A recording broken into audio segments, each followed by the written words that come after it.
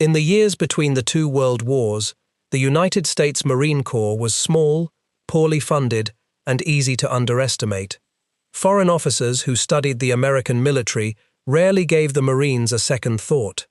They were seen as a landing force for small countries, useful for guarding embassies and quelling unrest, and little else. When Japan went to war across the Pacific, its commanders expected to sweep such men aside without much trouble. They were wrong about a great many things. They were most wrong about one man. His name was Louis Burwell Puller, though almost nobody called him that. To the core he was Chesty, a nickname drawn from a barrel chest and a jaw that seemed permanently set for a fight. He would become the most decorated Marine in the history of the United States, and the only Marine ever to earn 5 Navy Crosses. He was passed over early in his career. He was doubted by senior officers. He would even, near the end, be sharply criticized for the very aggression that had made him famous. And yet across 3 decades and 3 wars, he built a record that his enemies came to respect, and that his own men would never forget. So what was it that set Chesty Puller apart from every other commander of his age? Let us look closely at 3 of his most legendary tactical moves. Puller was born in West Point, Virginia, on June 26, 1898. He was a distant cousin of another famous American soldier, General George Patton. He entered the Virginia Military Institute, then left to enlist in the Marine Corps in 1918, drawn by the fighting name the Corps had won in France. He was commissioned as a reserve officer, only to be pushed back down into the enlisted ranks when the peacetime military shrank. Rather than leave the Corps, he accepted the rank of corporal and shipped out to Haiti. There, serving with the local gendarmerie, he spent nearly 5 years chasing rebels through the hills and fought in dozens of small, close actions in the bush. He proved so capable in the field that he won back his officer's commission in 1924. Along the way, he picked up the trademarks his men would always know him by: a pipe or a cigar clamped in his jaw, a gruff voice that carried across a battlefield, and a flat refusal to ask any man to go anywhere he would not go first. It was in Nicaragua, in the late 1920s and early 1930s, that his name first began to travel. Leading patrols of the local Guardia Nacional against roving guerrilla bands, he moved fast, marched harder than men half his age, and struck where he was least expected. In one action northeast of a mountain called Quilombe, his patrol of roughly 40 men was ambushed by a force several times its size, backed by automatic weapons. Puller steadied his men, directed their fire, turned the flanks of the ambush, and drove the attackers off, then fought his way through 2 more ambushes as he brought his patrol home. Those Nicaragua patrols earned him his first 2 Navy Crosses before the Second World War had even begun, a mark of distinction almost unheard of in that small, half-forgotten conflict. The local fighters, according to the Marines who served beside him, took to calling him the Tiger. Few Marines of his generation had seen as much close, hard combat before the Great War as Puller had already come through. The habits were already plain to see: careful preparation before a shot was fired, sudden speed that outran what the enemy believed possible, and a blow delivered at the one point the enemy had decided was safe. Those 3 habits would define every fight of his life. They were about to be tested against a far more dangerous opponent than any jungle guerrilla. His first great tactical move came on Guadalcanal. By the autumn of 1942, that island had become the hinge of the entire Pacific War. The Marines had seized a half-finished enemy airstrip and named it Henderson Field, and the whole campaign now turned on one question: could they hold it? Lose the field, and the first American foothold in the Solomon Islands would be swept back into the sea. Offshore, the 2 navies fought a series of vicious night battles for control of the surrounding waters. On land, everything came down to that airstrip and the thin lines of men dug in around it. Puller arrived as commander of the 1st Battalion, 7th Marines. His first test came at the Matanikau River in late September. Several Marine companies had pushed inland and been cut off near the coast, surrounded, low on ammunition, and running out of choices. Puller did not sit and wait for permission to solve the problem.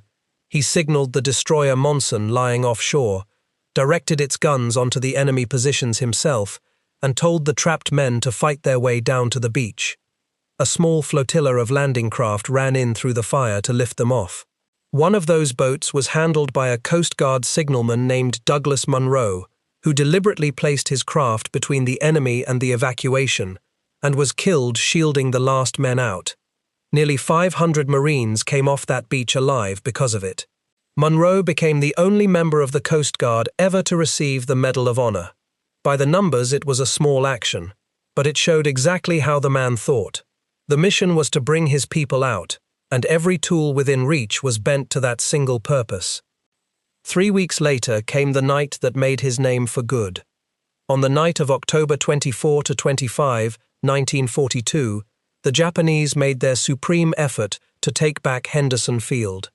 A powerful column from the 2nd Division, veteran troops known as the Sendai Division, had cut its way through miles of jungle to strike the airfield from inland, out of the dense country to the south. In their path stood Puller's single understrength battalion. It had been given a sector of nearly 2,500 yards to hold, a stretch of ground normally handed to an entire regiment. Rather than string his men thin across the whole of it, Puller concentrated them on the ground that could actually be defended. Rain came down in sheets all night. The men could barely make out the black tree line at the edge of their wire. Thousands of Japanese soldiers were gathering in that jungle to throw themselves against a line held by fewer than 1,000 Marines. Puller had prepared that ground with the care that defined him. His line was strung with double belts of barbed wire, hung with empty ration cans filled with pebbles, so that a hand brushing the wire in the dark would rattle and give itself away.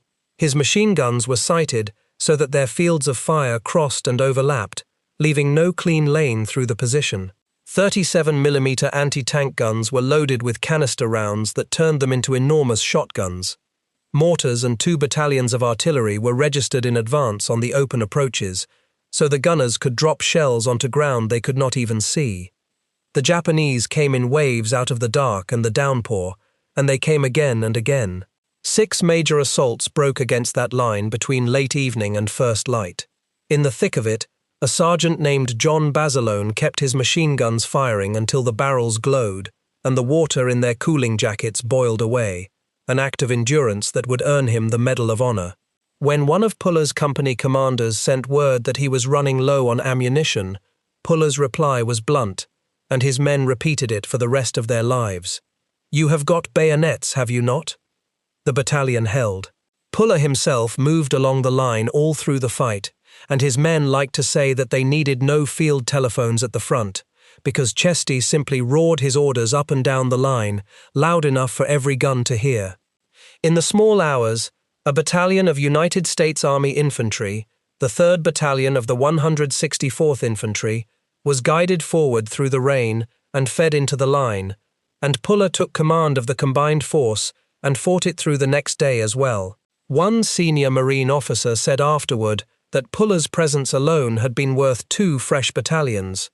When the sun finally rose, the scale of what had happened became clear. The 2 defending battalions, Puller's Marines and the Army troops who had come up beside them, had lost around 70 men between them. In front of their positions, the attacking force had been shattered. More than 1,000 Japanese lay dead, many of them cut down in the open ground before the wire, and others lost in the jungle beyond any count. The precise enemy total will never be known, and it remains an estimate to this day.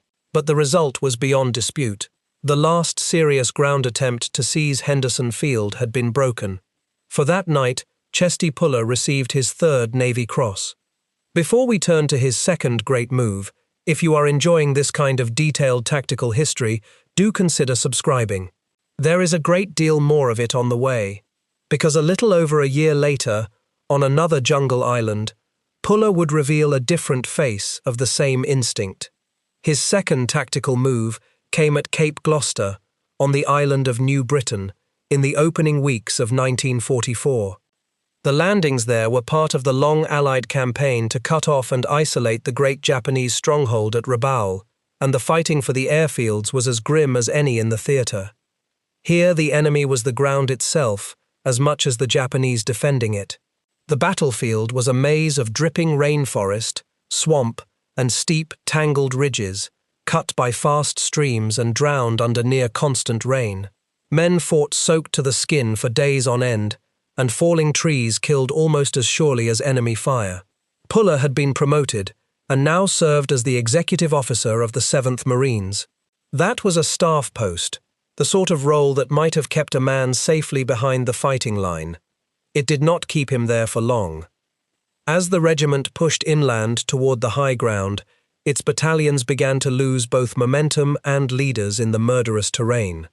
In early January, Puller took direct command of a battalion that had stalled in front of a strong position, reorganized it under fire, and drove it onto its objective. Only days later, a second battalion, this one from the 5th Marines, lost both its commander and his executive officer to wounds within the space of a few hours. Puller went straight forward and took that unit too. He moved on foot from one company to the next along a ridge swept by rifle, machine gun and mortar fire, steadying frightened men, sorting out the confusion, and keeping the attack pressing ahead. This was Puller at his most characteristic. Not a clever plan drawn neatly on a map back at headquarters, but a commander appearing in the flesh at the exact spot where a battle was falling apart and simply refusing to let it fall. Once again he had gone to the point of greatest danger and turned it. The stalled advance regained its balance, and the high ground was taken.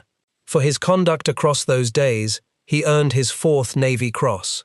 Organized resistance in that part of the island ended not long after, with the capture of a hill known only by its height, 660. Honesty requires that the legend not end on that clean note, because the same aggression that saved Henderson Field would one day be turned against him.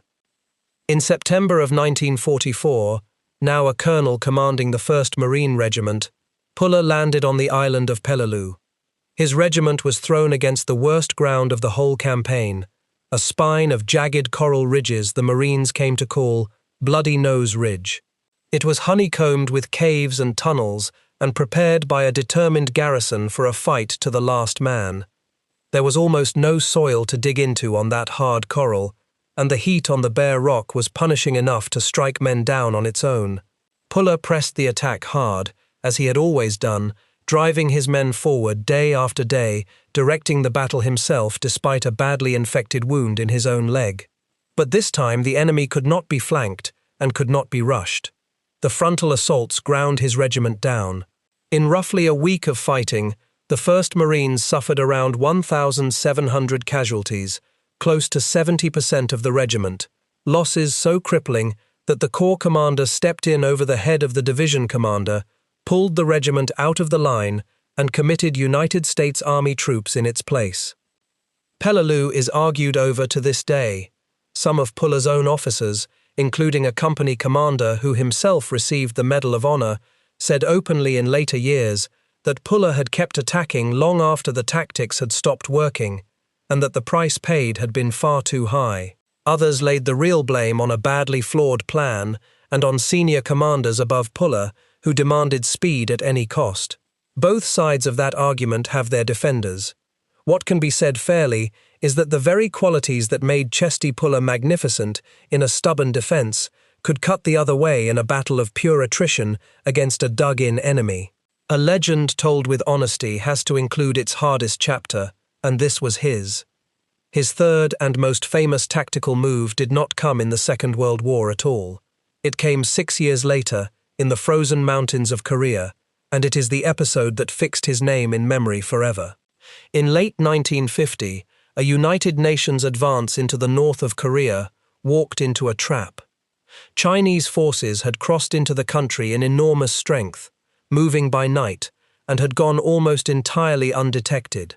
Around a frozen lake called the Chosin Reservoir, roughly 30,000 men, with the 1st Marine Division at their heart, suddenly found themselves surrounded by a Chinese army group numbering around 120,000, roughly 4 attackers for every man they had trapped. The Chinese commander had received a direct order to wipe the Marine Division from the map, and the weather itself was a weapon in that fight. Temperatures fell to about -25 degrees Fahrenheit, and at times sank far lower still. Rifle actions froze solid. Rations froze into stone. Wounds that would have been survivable in summer killed men in the cold. On both sides, more soldiers were struck down by the temperature than by any bullet. For more than 2 weeks, in some of the harshest conditions any American force has ever fought in, the outnumbered division battled to break the ring around it. Puller commanded the 1st Marine Regiment, and he held one of the most vital points of the entire battle, the village of Koto Ri, which sat astride the single narrow road the trapped division would need to escape. His task was to keep that lifeline open, to hold his perimeter against relentless night attacks, and then to serve as the rear guard as the division fought its way back toward the sea. There was no panic in the man.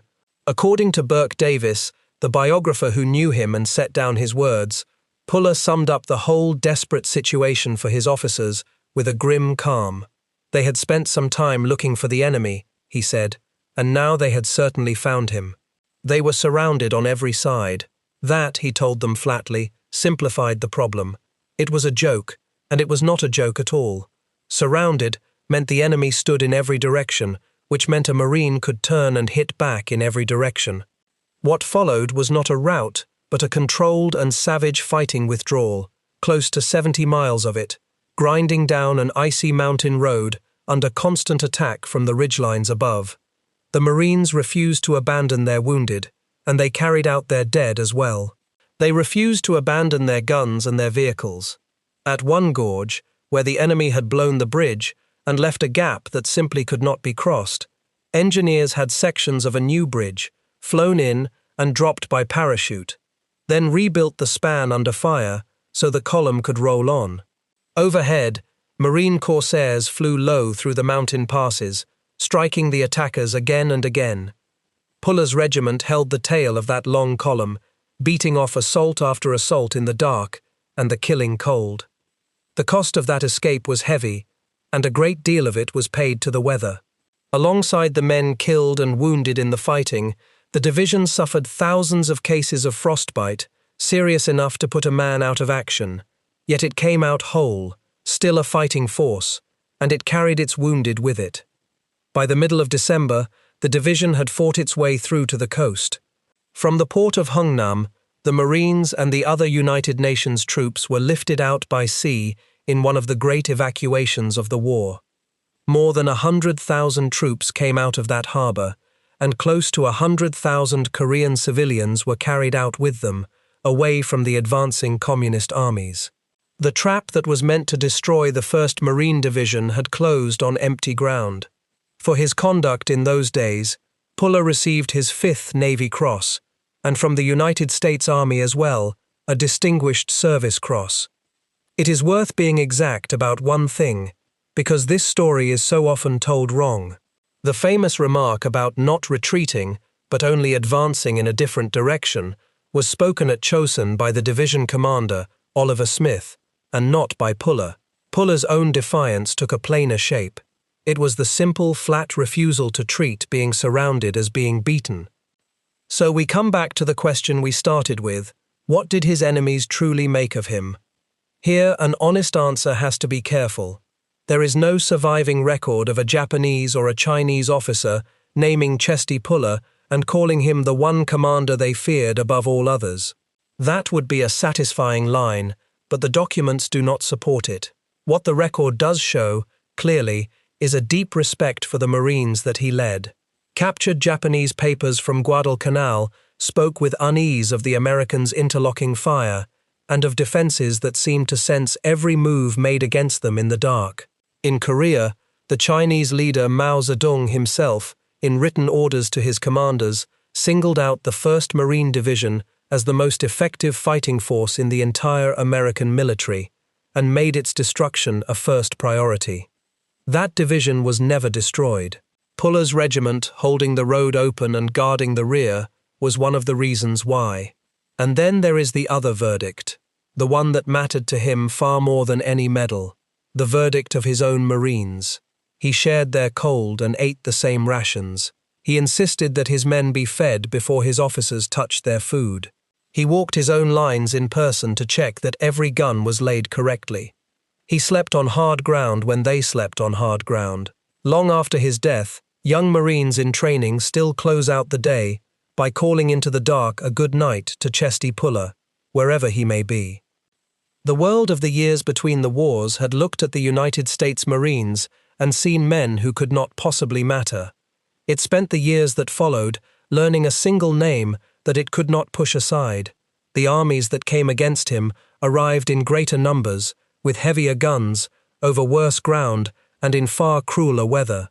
And still, on the ridges above Henderson Field, on the drowned jungle spurs of New Britain, and on the frozen road out of Chosin, they kept finding Chesty Puller waiting for them, holding the very point where they had decided no man could possibly hold. Thank you for watching. Which of Chesty Puller's tactical moves impressed you the most? And whose story would you like to see covered next? Let me know down in the comments. And if you enjoyed this one, why not subscribe for more?